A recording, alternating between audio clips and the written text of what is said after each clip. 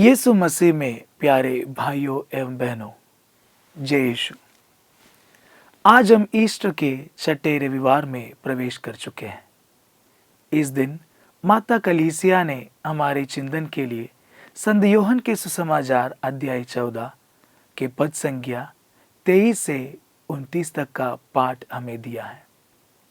जब मैं इस सुसमाचार को पढ़ रहा था, तब दो बातों ने मुझे बहुत गहराई से छू लिया।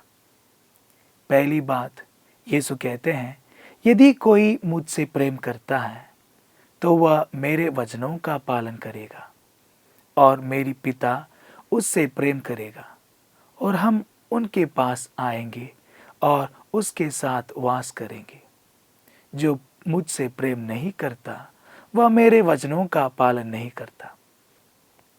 यीशु के ये वचन मुझे स्वयं से एक प्रश्न पूछने पर विवश करते हैं।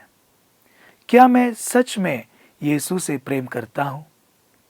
क्योंकि यदि मैं सच में प्रभु से प्रेम करता हूँ तो मैं उनके आदेशों का पालन करूँगा, अर्थात मैं उनके वचनों को गंभीरता से लूँगा। और यदि मैं प्रेम नहीं करता तो शायद मैं उनके वचनों को महत्व नहीं दूंगा। और ये बात न केवल मुझसे लागू होती है, लेकिन ये बात हर किसी के जीवन में लागू होती है। यदि एक पत्नी कहती है कि वह अपने पति से बहुत प्रेम करती है, लेकिन वह उनके कहे अनुसार नहीं चलती, उनकी बातों की अवहेलना करती, तो क्या वह वास्तव में अपने पति से प्रेम करती है? उसी प्रकार यदि बच्चे कहते हैं कि वे अपने माता पिता से बहुत प्रेम करते हैं, लेकिन उनकी बातों का पालन नहीं करते, तो क्या अपने माता पिता के प्रति बच्चों का प्रेम सच्चा है? नहीं। इसी तरह यदि मैं कहता हूं कि मैं प्रभु यीशु से प्रेम करता हूं, लेकिन उनके वचनों का पालन नहीं करता, उनके लिए समय नहीं निकालता, पवित्र बाइबल नहीं पढ़ता, यहाँ तक कि 1 मिनट भी नहीं देता, तो क्या मैं सच में प्रभु यीशु से प्रेम करता हूँ?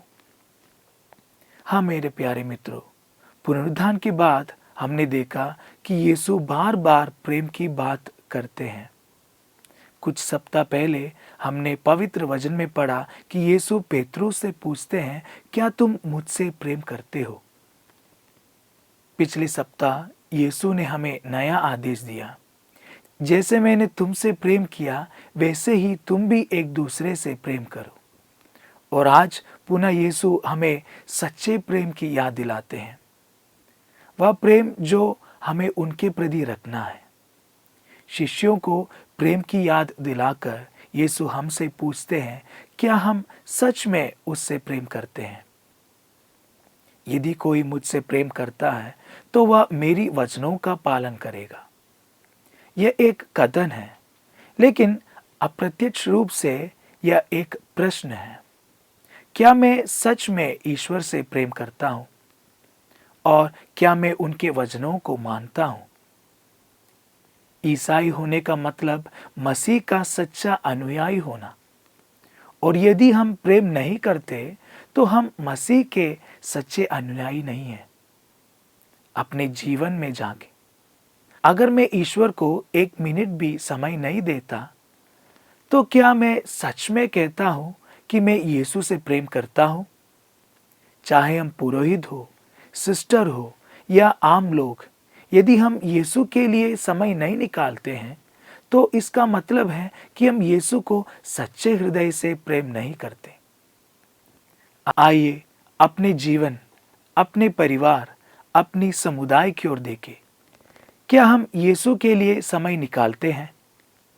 क्या हम रोज परिवार प्रार्थना में भाग लेते हैं?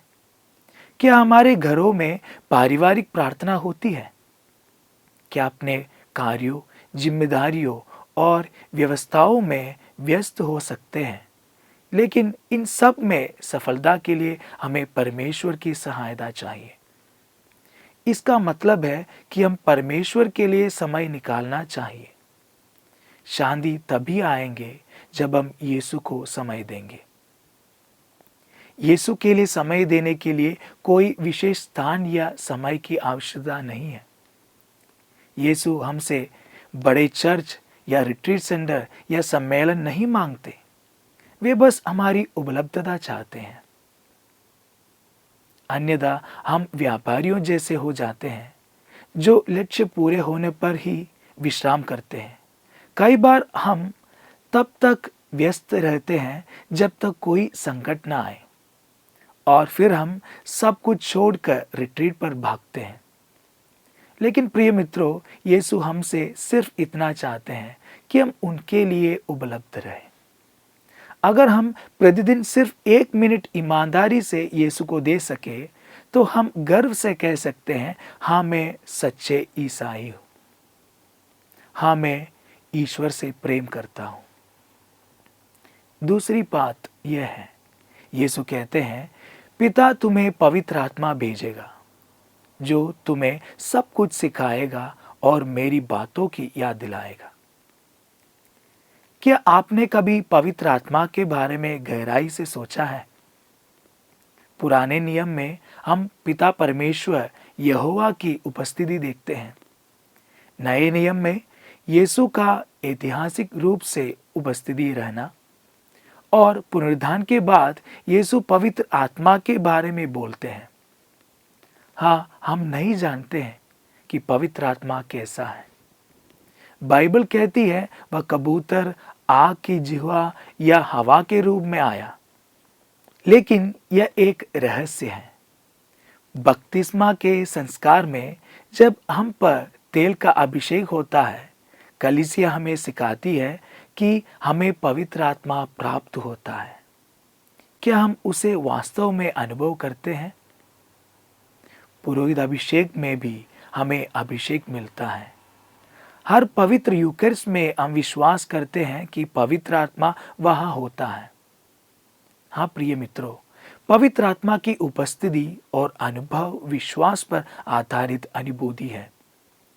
शिष्यों ने पवित्र आत्मा को पाने के लिए विश्वास के साथ ऊपरी कमरे में प्रतीक्षा की।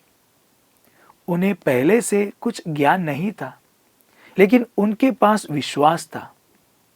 और प्रेरितों के कार्यों में हम देखते हैं कि कैसे उनका जीवन बदल गया। वे नई भाषाओं में बोले, चमत्कार किए। जो यीशु के दुखों के समय डर के भाग गए थे, अब निडर हो गए थे। यह एक रहस्य है और एक चमत्कार है। डर ने उन्हें अंधा कर दिया था, लेकिन पवित्र आत्मा ने उन्हें सब कुछ याद दिलाया और सिखाया। हाल ही में जब नए पोप का चुनाव हुआ, तब पूरी दुनिया प्रार्थना कर रही थी, और जब घोषणा हुई, हबेमूस पापाम, हमारे पास पोप है, सब ने उन्हें स्वीकार किया। 133 में से 89 वोट मिलना चमत्कार नहीं तो और क्या है? कई रिपोर्टर्स ने कहा यह पवित्र आत्मा का कार्य था। किसी को नहीं पता कि क्या हुआ था। कार्डिनल्स ने मौन होकर प्रार्थना में लीन रहा। उन्होंने पवित्र आत्मा को कार्य करने दिया। हाँ मित्रों, पिता ने हमें पवित्र आत्मा भेजा है और हम सब ने उसे प्राप्त किया है। अब हमारी जिम्मेदारी है कि हम पवित्र आत्मा की उपस्थिति को स्वीकार करें और उसे हमारे जीवन में कार्य करने के लिए समय दें। यदि हम आत्मा को बोलने का समय देंगे तो हमारे जीवन की सभी समस्याओं का समाधान मिलेगा। आज के पहले पाठ में भी हमने देखे हैं प्रेरितों के कर्म में कैसे पवित्र आत्मा ने प्रारंभिक कलीसिया के एक प्रमुख सिद्धांत संबंधी विवाद में मार्गदर्शन दिया कि गैर यहूदी मसीही बन सकते हैं या नहीं। हाँ भाइयों और बहनों, यदि हम अपने जीवन में पवित्र आत्मा को स्थान और समय दें तो पवित्र आत्मा हमारी सभी समस्याओं का समाधान करेगा और हमारी प्रार्थनाओं का उत्तर देगा। ईश्वर हमें भरपूर आशीषों से भरे।